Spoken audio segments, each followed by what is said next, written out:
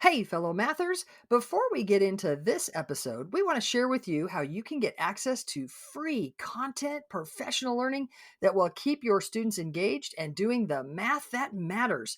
Get ready to go to this link, mathisfigureoutable.com/challenge. That's right. Registration is open for the free Math is Figureoutable Challenge that's starting May 15th and runs to the 17th at 7 p.m. Central.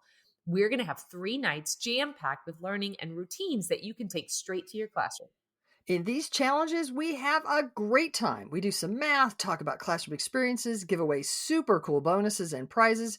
You won't just walk away with routines that are naturally engaging and encourage your students to think mathematically. You'll also have a chance to win over $6K worth in prizes, including a few virtual PD sessions for your school.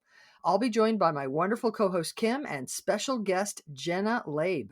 You can register at mathisfigureoutable.com/challenge for a fantastic learning experience. That's mathisfigureoutable.com/challenge. Now on to the show. Hey, fellow mathematicians, welcome to the podcast where math is figure-outable. I'm Pam. And I'm Kim. And you found a place where math is not about memorizing and mimicking, where you're waiting to be told or shown what to do, but it's about diving in, making sense of problems, noticing patterns, and reasoning using mathematical relationships. We can mentor students to think and reason like mathematicians. Not only are algorithms not particularly helpful in teaching mathematics, but rotely repeating steps actually keeps students from being the mathematicians they can be. Today's Halloween. Whoa. I know, right? Are you serious?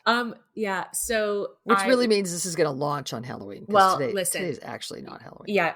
It's pretty darn close, but I have to tell you, every Halloween, my sister-in-law will send me a picture of one of my kids when he was teeny tiny, maybe not even 2, in my very favorite Halloween costume of all time. He was a monster, little green monster. He had little big fluffy fat. Just every time, I could squeeze the heck out of him. Oh, What was cute. What was your kid's favorite costume?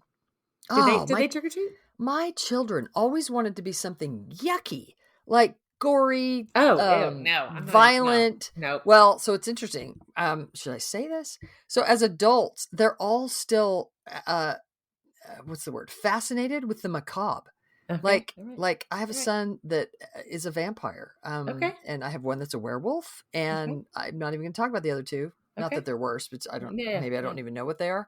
I have a daughter-in-law that's fixated on Halloween. They just, in fact, there was talk that the baby shower's theme was going to be Halloween. Wow. Okay. Yeah. Right, I thought it was a little fantastic that her mom is the one that was like, no, we're not having a baby shower. That was, it's like a big deal in your family. I had no idea. Well, what's funny is it's not for me. Oh yeah. And is it because I didn't, as little kids, I would not let them be something violent or gory. And so it's almost like, don't do that, parents. Let them get it out when they're tiny. Because when they grow up, it's like, okay. Well, mine was a green and bright blue dotted little tiny baby monster with feet. I mean, God! I have to see that picture. I let them be ninjas. I want to see it. That'd be super. Your kids were super cute when they were little. Oh my gosh. All right. Happy Halloween, All right. everybody, whether you like it or not. Yeah. Okay. All right.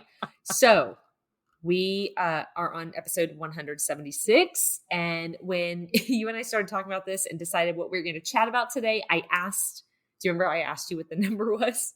I was really hoping it was 175. 176 is a stupid number. It is not nearly as fun. 175 is amazing. You just called it a stupid number. I did. There's nothing fantastic about 175, particularly about what we're going to talk about today. So today, I know why you'd like 175, because you like quarters so much. I do. Okay, so that's why. But 176 is just one off of that super nice number. It's not as good. Stupid. You called it stupid. Well, okay. So today we are going to talk about place value. And I don't know. I like 175 for place value. Well, I think we can play with 176 for place value. So let's play a little bit. So, all right. If place value, Kim, if I were to say 176, what do people typically do with if you hear place value and you hear the number 176, what do we typically see in like a third grade classroom? Oh yeah. So that they'll talk about how that's 176. 176. And they Yep. might say it's 107 tens and 6 Oh, one. yeah. Yeah. Absolutely. Either way, either way.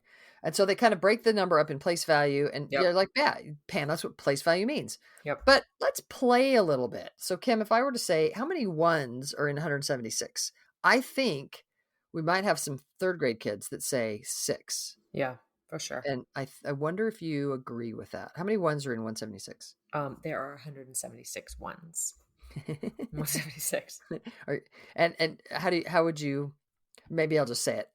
We I mean, could if you were going to we build that number, you would need 176 ones. Sure enough. And if I was Yeah. to give you $176, could I do that with Yeah. $176 bills? I'll take it. I could, right? Yeah. And then you might say, "Hey, can we switch that out a little bit?" And then Yeah. we might do some like bigger bills that represent more numbers. So hopefully everybody would agree that so depending on how you ask the question, if I ask the question, given that there's 107 tens, how many ones are left over? Then the answer Mhm. could be 6. Mhm. But if the question is how many ones are in 176, careful teachers that you don't say 6 Yeah. because that's not correct. There's Yep. 176 ones. Yep. Okay, how many tens are in 176? Kim, would you agree with me that many third grade kids would say there are 7 tens in Mhm. 176? Yeah, absolutely. But I Yep. think if I were to ask you, you would say how many tens? 17. There's 17 and 17. yeah, 17.6. Oh, there's 17.6 Oh yeah, tens. sorry, I didn't finish. 17.6. And how do you reason that there's 17.6 tens in 176?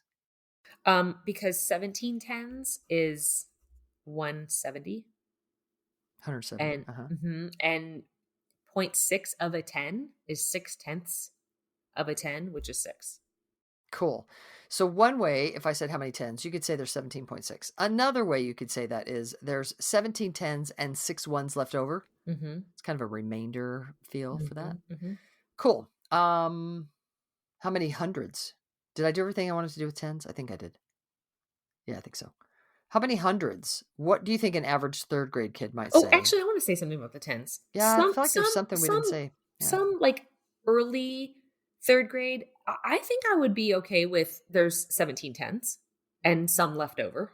Yeah. Yeah. Yeah. I I think mean, I think we I need said both of those. 17.6, Uh-huh. um, but what I don't want is 7 tens.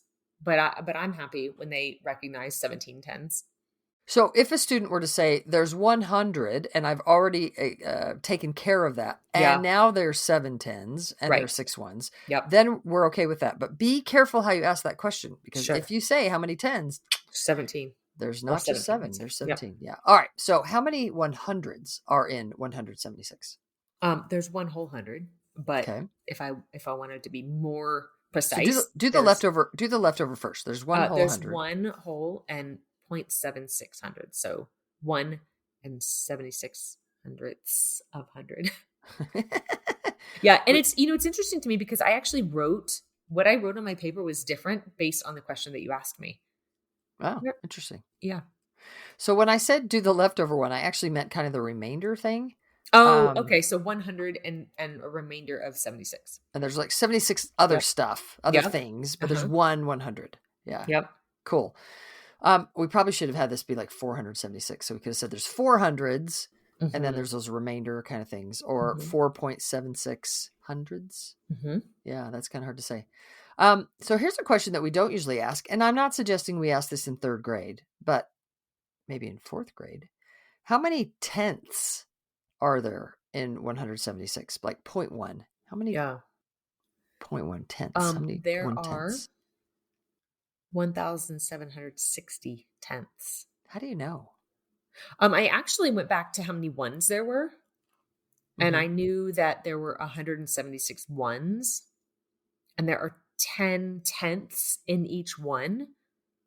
So I needed 10 times as many as the 176 ones. And 10 times 176 is, Yeah, 1,760. yeah, that makes sense. Nice.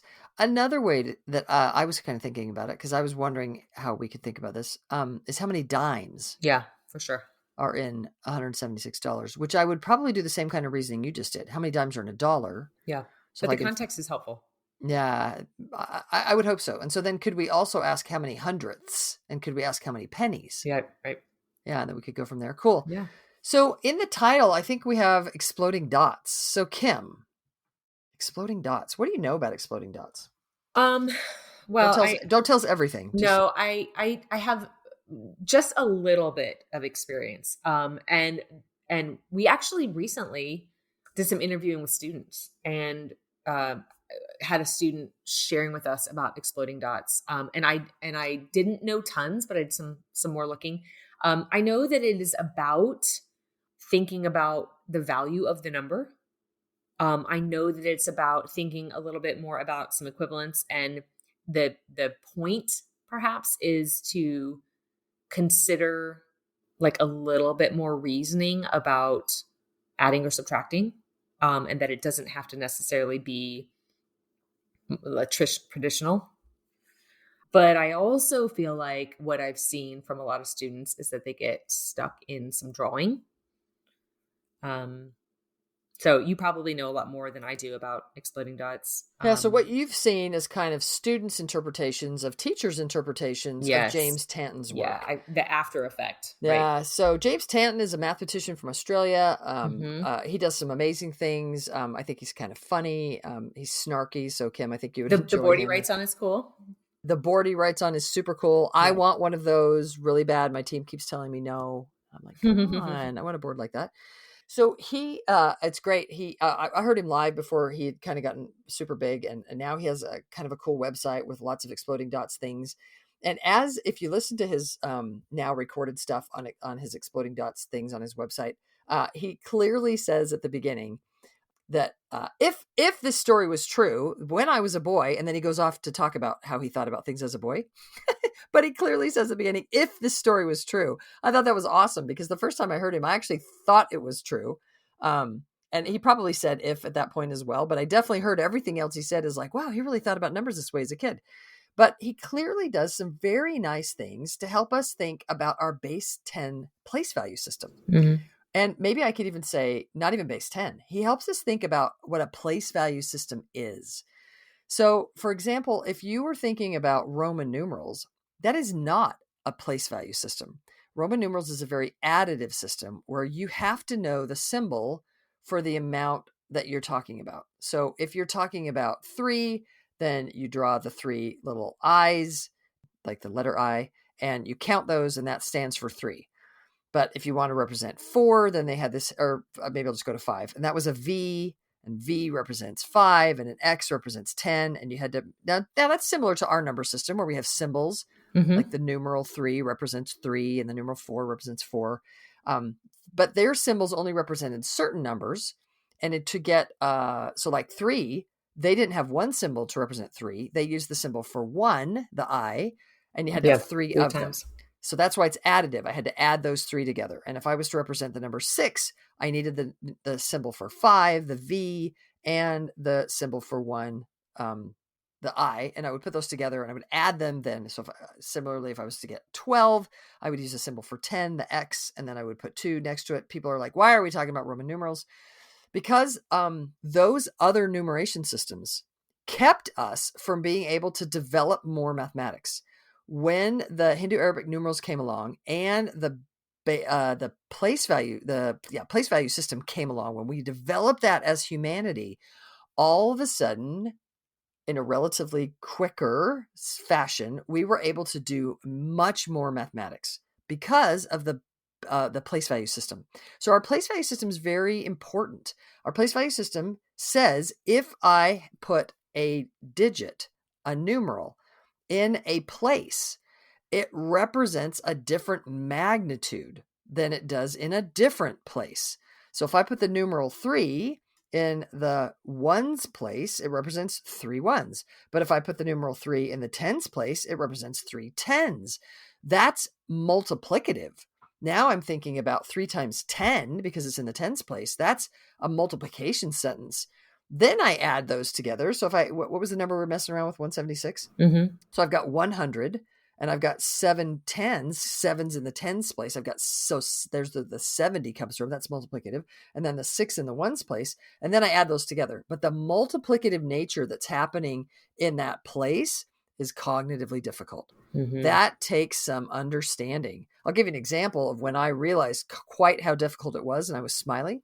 When my youngest, my daughter, came home one day and she goes, "Hey, mom, is 12 a one number or a two number?" Yes. I'll never forget that day. And I was like, Yes. oh man, she is grappling with what it means to have two symbols represent a number, right? Because all the Yep. way up through nine, it's one symbol representing a number. And now all of a sudden you have two symbols representing a number 10, 1, and 0. What does that mean? Why do you have two symbols representing a number? So is 12 a one number or a two number? Ah, it's Such a brilliant. great question. She's Yeah. grappling with our place value system. So I'm not going to spend too much more time on that today. I am going to say that I think he does an amazing job of, so exploding dots is where he says, if I have 10 ones, I could stick them together, and he moves them over and they become 110. And if I have 10 tens, then I stick those together and move those over and they become 100. Well, how are they exploding? Well, what if I take that 100 and I move it back into the tens? And he even goes, pow, choo, boom, bang. And that 100 explodes into 10 tens. And I could take one of those tens, and if I move it over into the ones, boom, bam, bing, it explodes into the number of ones. Sorry, James, if I'm not doing you justice here. I think he does a great job in helping us understand the place value system and our base 10 system. What I'm not as interested in is that then he goes on. I shouldn't even say then, also, because it's not really, I'm not trying to say this in order. He also helps us understand other place value system in other bases. I shouldn't say other place value systems with other bases. So our place value system, we use base 10.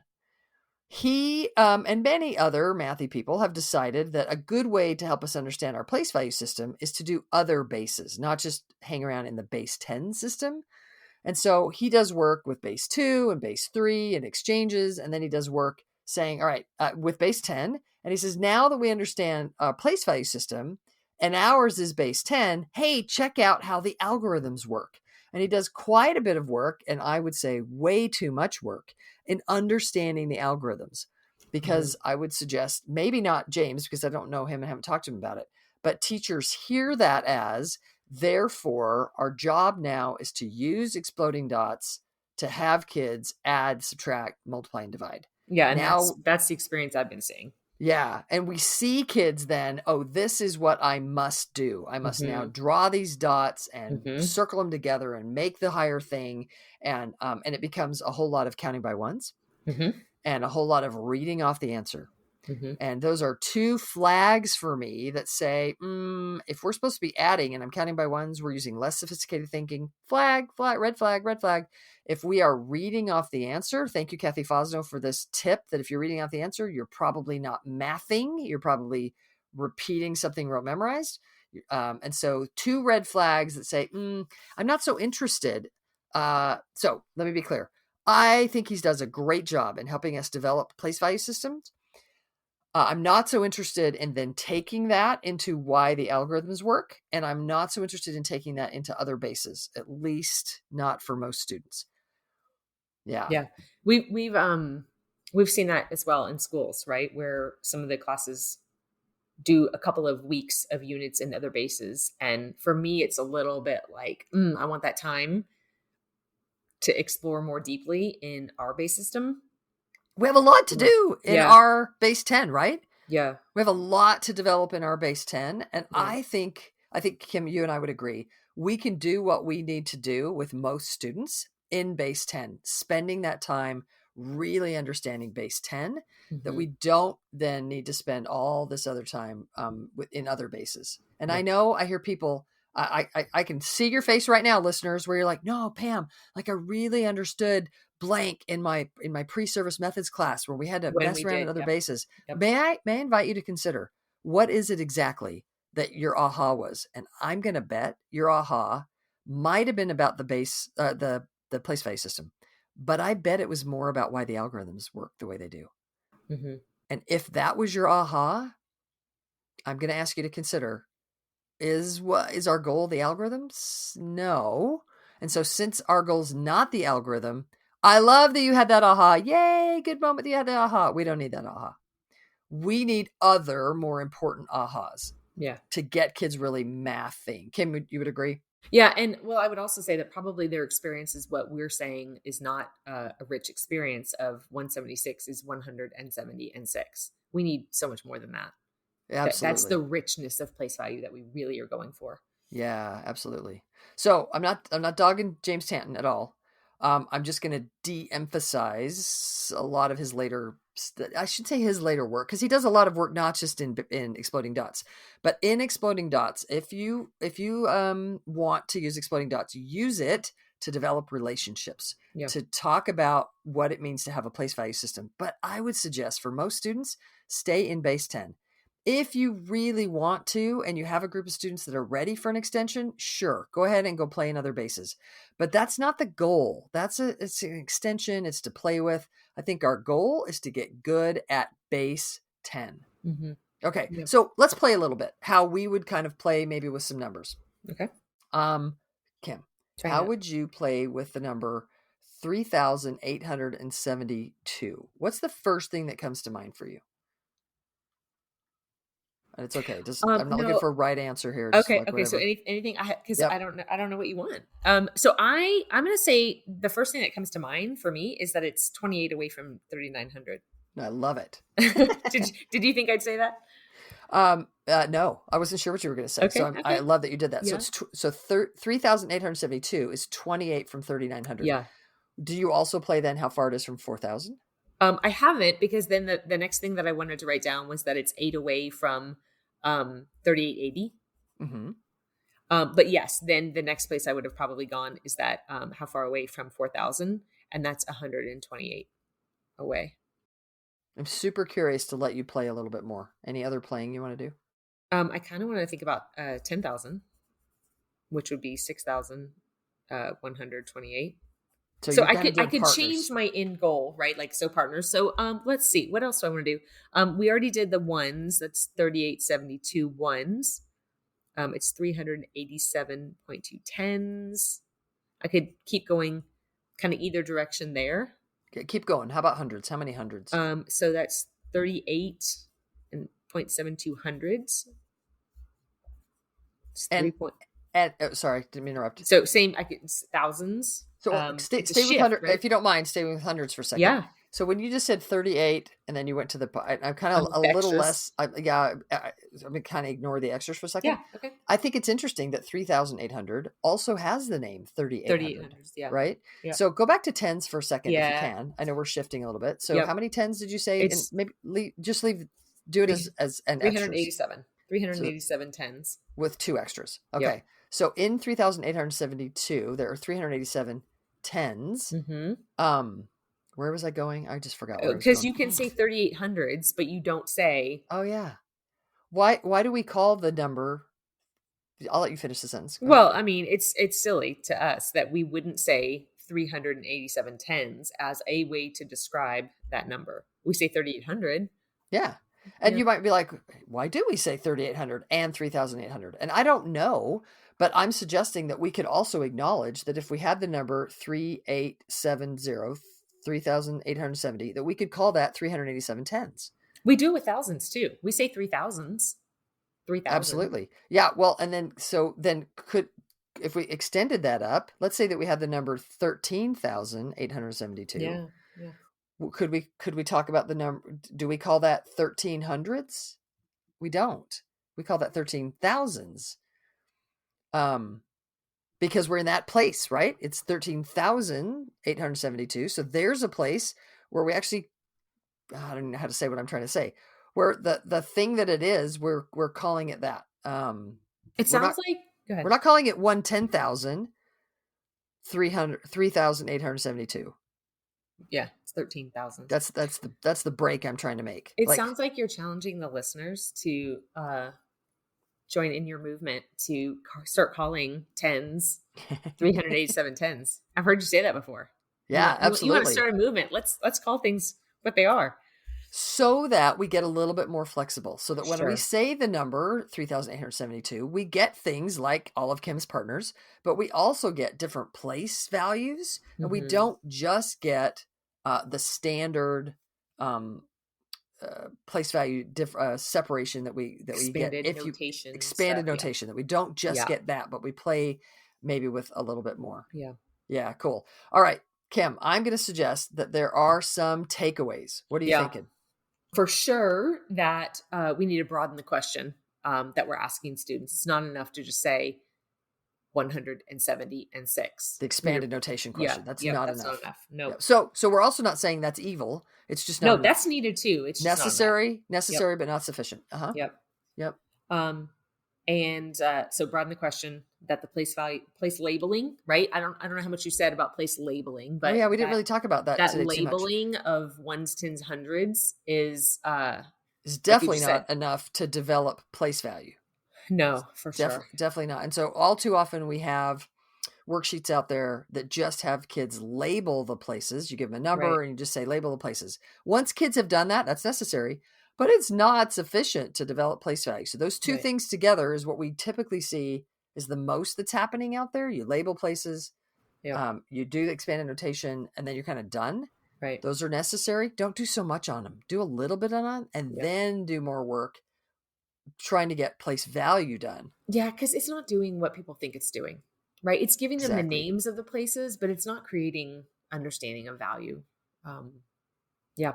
And So, finally, go ahead. yeah. I Well, so think, how do we do it, Kim? yeah, So well, I if think, I mean, we've told everybody what not to do, what to yeah, do. yeah. So we hope everyone all over will take the place value mini workshop Dun, to dun, learn more dun. about place value and how to develop it. And your students, y'all, this place value workshop is absolutely amazing. So many understandings, so many things that you can turn around in your classroom. It is a small ask. Time wise, it's super fantastic.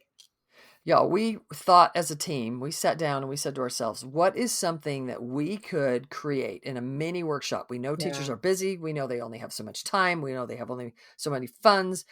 What could we give that would be high impact that all teachers will go, oh, that, yes, yes, we know our Like kids need all the grade levels, right? Like this is not just a, oh, I teach second grade place value type of thing third grade because it place affects value, everybody, sixth right? grade place value. Yeah, this Absolutely. affects so much of what we do is to get kids really reasoning using our Hmm. our place value system.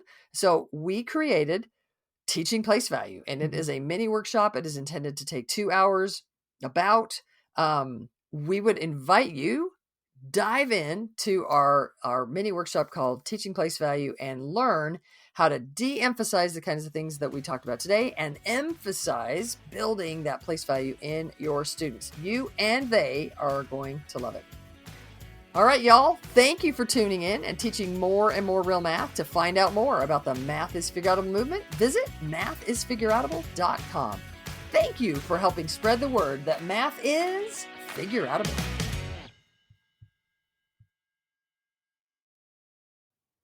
Thank you for listening and making math more figureoutable.